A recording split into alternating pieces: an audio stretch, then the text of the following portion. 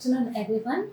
I'm myself Divya Babu, working as a speech language pathologist in Pinnacle Blooms Network, Sujitra Part 1. And this is Good afternoon, everyone. Myself, my name is Yadam Abhi, and I'm working Pinnacle Blooms Network in Suchitra. Okay, speech therapist. Thank you. okay. So today's topic, what I'm going to tell is the role of a speech language pathologist. What is a speech language pathologist, or who is a speech language pathologist? Speech language pathologist is a person who assess, diagnose, and treat one's speech and language problem. ഒരാൾക്ക് speech and language problem ഉണ്ടെങ്കിൽ അത് diagnose ചെയ്യുന്നതും അത് evaluate ചെയ്യുന്നതുമാണ് ഒരു speech language pathologist ചെയ്യുന്നത്. So, what and all comes under a speech language pathologist? So, if a person is having a speech disorders or a language disorders or a social communication disorders, everything comes under a role of a speech language pathologist. So, what is a speech disorder? Speech disorder is nothing but which a person have difficulty in producing a speech. If a person has difficulty in producing a speech, like example, stuttering, cluttering, that and all comes under a speech disorder, where a person has no issues in their language, whereas a person has issues in their speech. Or if a person has problem in saying some words like R, raw.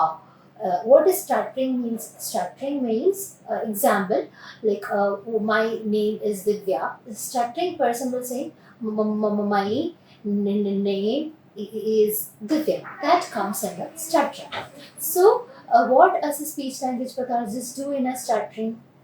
A speech language pathologist evaluate what is the cause of stuttering, what made a person to stutter. Is it psychological, it is by birth, or it is neurodevelopmental, it is developmental. That and all evaluate by a speech language pathologist. And if a person having articulation disorders, what is an articulation disorder?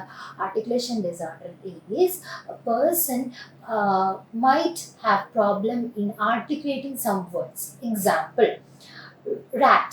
A person if having an articulation disorder, by for producing rat, he might say lat. He might omit the word ra and might say lat instead of rat. So that comes an articulation disorder, and speech language pathologist rule out, is it an articulation disorder, or it is a problem with an articulators, everything. So a speech language pathologist rule out articulators as well. What are the articulators are there in our mouth? Articulators are lip, tongue, jaw, hard palate, soft palate, teeth. So, what is an important articulator for speech? Important articulator for speech is jaw, because our teeth are held in a jaw, our mouth are held in a jaw, tongue is held in a jaw. So, jaw is a main thing for speech. So, if a problem with articulators can affect the speech as well. So, a speech language pathologist rule out if a problem is there in your articulators as well. So, when it comes to a language disorder, what is a language disorder? What language disorder means? A person's understand. If a child or if an adult has to speak, means first main important thing is that uh, he has to understand what the person is telling. Right. If I am telling to say, take the red ball and come to a child, means the child has to understand what is a red ball and what is the meaning of take. Then only the child can take and speak as well as a red ball. So it also comes under speech language thing. So that is known as reception and expression. A speech language pathologist evaluate one's reception and expression as well. What is a reception and what is an expression? Reception means one's understanding thing, and expression means one is speaking out by using articulators, whereas reception is purely depend upon the understanding, the processing of the brain as well. At reception, and what is expression means? Expression is if I am showing a book to someone, the person has to understand the book is reception, and the expression is the person is speaking out the book is expression. So speech language pathologists rule out a problem in expression as well as reception. Okay, and many disorders comes under language as well. TSL. There might be children with pure speech and language disorder, with no autistic features or no ADHD features. A child can come with pure speech and language disorder, where pure stimulation where pure stimulation is provided by the parents. If a child is put into a concrete jungle with no friends or pure communication environment, means gradually, normally the child will develop a speech and language disorder, because if how we learned to speak, how we learn to speak in our ancestors, in our life, we were living in a joint family. We had many friends, we had cousins, so we learned different language or different verbally output things by using by seeing our cousins or seeing our parents. But whereas right now scenario, when the COVID hits, the scenario has been changed. We are all put into a environment where uh, the speech is very purely stimulated. So children will definitely have a speech and language disorder. So if a speech and language disorder comes, what are the things need to be done? Okay, so what is the best age for consulting a speech language pathologist?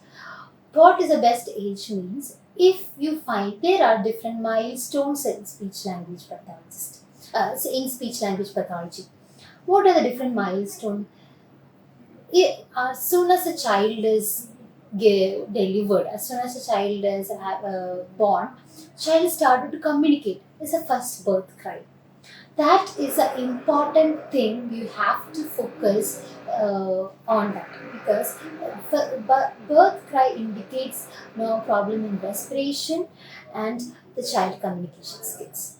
If a child is communicating through cry, means we can identify the child is having some problem, or child is hungry, or child is thirsty. So that is also a communication. Crying also is an indication of a communication. If a child is crying means, so we'll be looking at the child, and after as soon as a child born, on as a 6 month of age, the child will develop for a speech. Cueing is the first thing before the speech, like coo. Child will say coo. After 6 months, the child will show babbling. Ba ba ba. That is babbling. Child will put his two mouth or his two lips together and starts to speak like babbling. Ba ba ba. And after that, the child is preparing. At 8 to 9 months, child will be preparing for his first word. It says amma or appa or his first word. That's it. That comes at 1 year of age. When it comes to 2 year of age, he will be speaking in two words, like I need water or I need to go to bathroom. This type of words will be started speaking by a child in at least two years of age. 3 years of age, the child will be speaking in different stories, and child will be attempting to speak in different stories and everything. So, if a problem or if a delay in a in speech language milestone you observed, the very soon as possible, you need to consult a speech language pathologist, because early intervention is the best remedy or a best thing that you can to a give to a child, because as age increases the risk also will increase. So a speech language pathologist has a crucial role in that as well, for assessing things. So, speech language pathologists assess what is the main cause of someone's speech delay. If it is a cleft palate or an articulation issues, everything. So, there are different test materials for a speech language pathologist to assess. Example, REELS.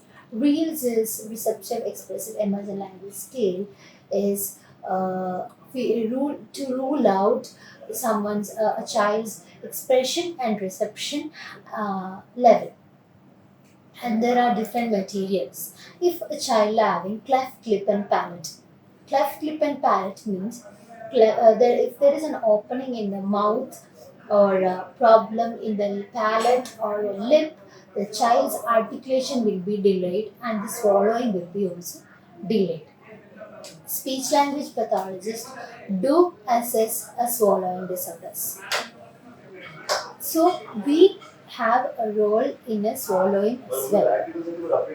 So what is a swallowing thing, or what is a swallowing easy for a person who is admitted in hospital after a laryngectomy or a chemotherapy or a cancer thing? It is very difficult. So speech language pathologists rule out in swallowing as well. Speech language pathologists go to the ward and assess a person if a person having a swallowing disorder.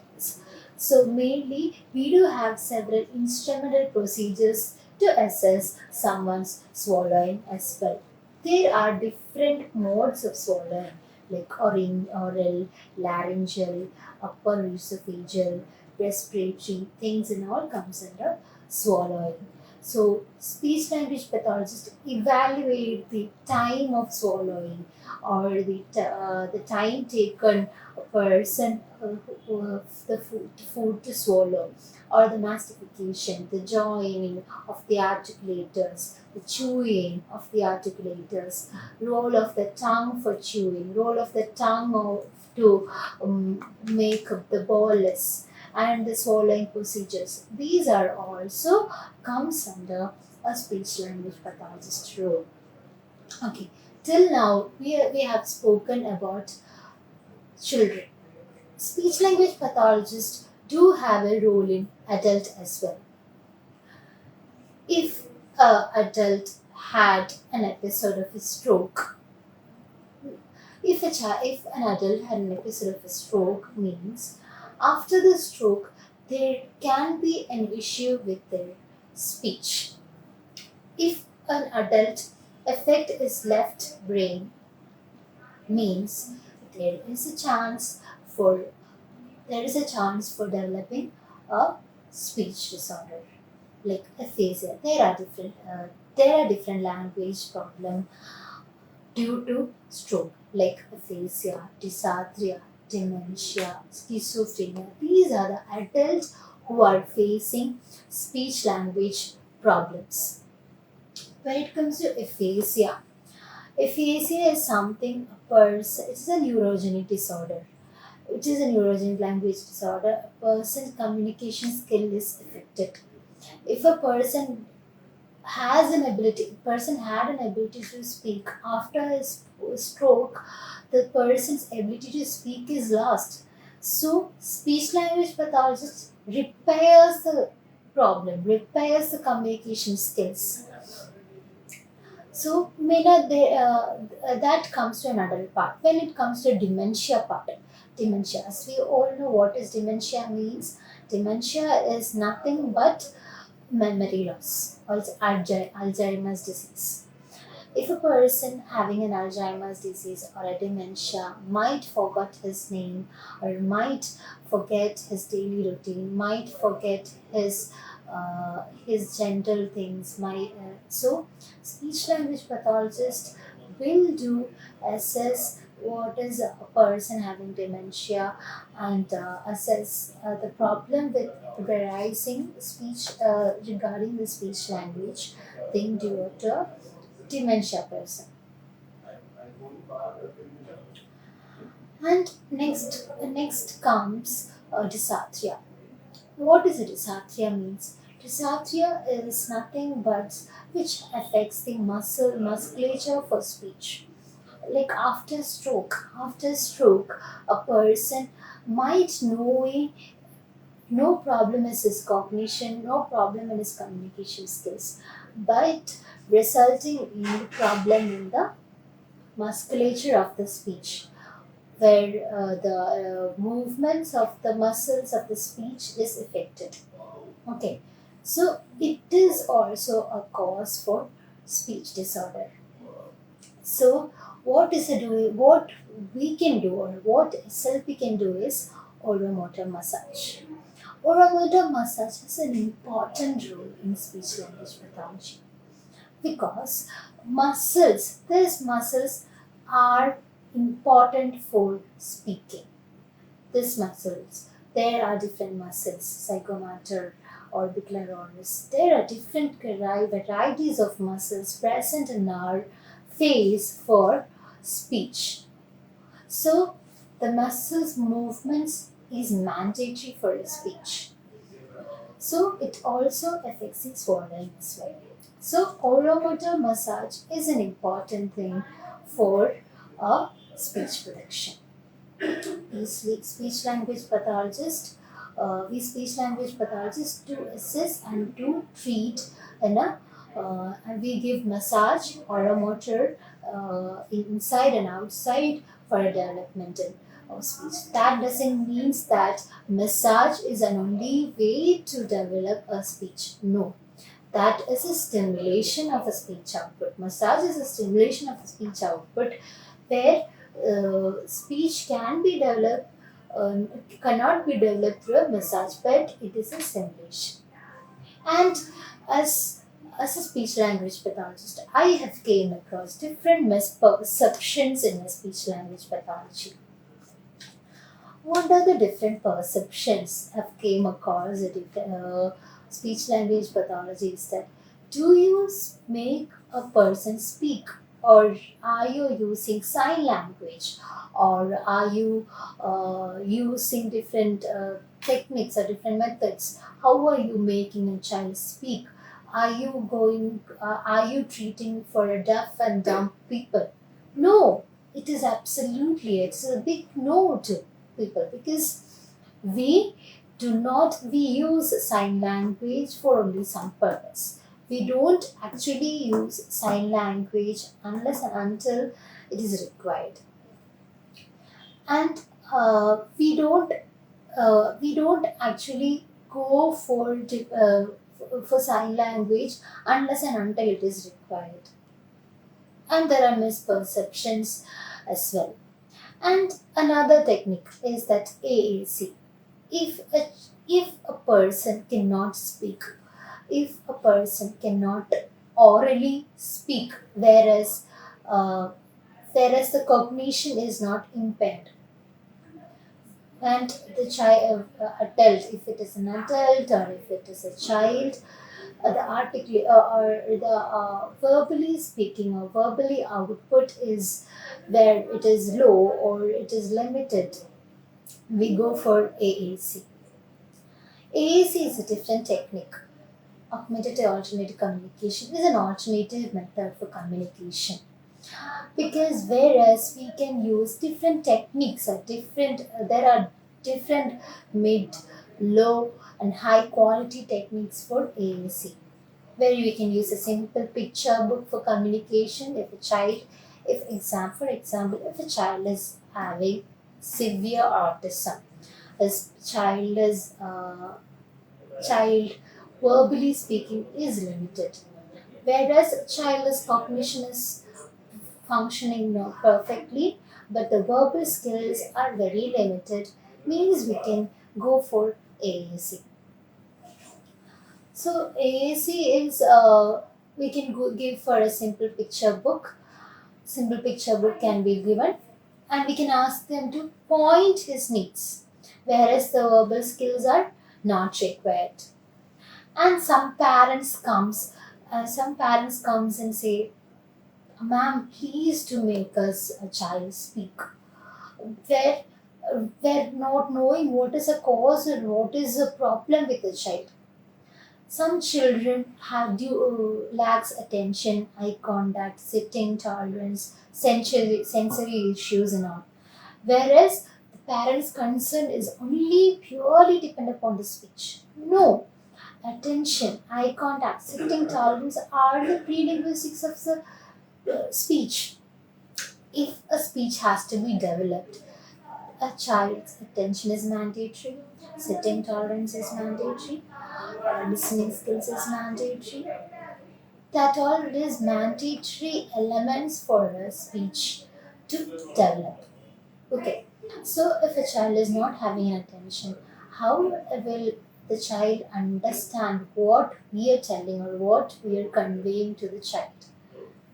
No, it can't be possible. So that comes a role of a other therapist as well. Other therapist like occupational therapy or behavioral therapy, because occupational therapy people do assess and do function and do are fully fledged and seeking and are observing the child's speech, child's attention, eye contact, sitting. So that are the important elements for speech. Whereas a behavioral therapist looks about the behaviors of the child. Child must be doing some different tantrums for different tantrums. Child is getting angry. Child will do different temper tantrums for temper tantrums to gain something, okay, or attain something. So it is a problem for speaking as well. So these are the professionals who helping a speech language pathologist as well. And where all can a speech language pathologist work? A speech language pathologist can work in different sectors, starting from hospitals, schools, rehabilitation centers, and private clinics. Private practice also can be done for speech language pathologist. What is the role in schools? Why a speech language pathologist is appointed in school? Because school is a place where we see a lot of children, and many children might have a speech language disorders where a family might not be knowing, and a speech language disorder can develop into a learning disability as well. Okay. So a role of a speech language pathologist in a school means to assess and diagnose children's if a child has having stuttering. Children can be manipulative as well. If a child is having fear towards exam or fear towards a like punishment or not willing to come to class, child can also manipulate us and produce structuring. That can be a psychological thing. That can be a function structuring. So, speech language pathologist can assess if child is speaking, a child is falsing or structuring, or is it a true structuring. So, that is a role of an SLP in a school. Okay, and when it comes to a rehabilitation centers, many SLPs working in sectors of rehabilitation practices and places where, as we all know, when after COVID hits, it was very crucial time we had for it was not like for adults, whereas the children were affected by that scenario. When the COVID hits, the environment had changed. The environment had purely changed, where the social communication skills had degraded of a child. So, uh, before the COVID and after COVID situation is very crucial. After the crucial, 10% of the disorders, speech language disorders, had came up than before the COVID. So the situation also has to be understood. If a child is lacking in milestones, don't get panic.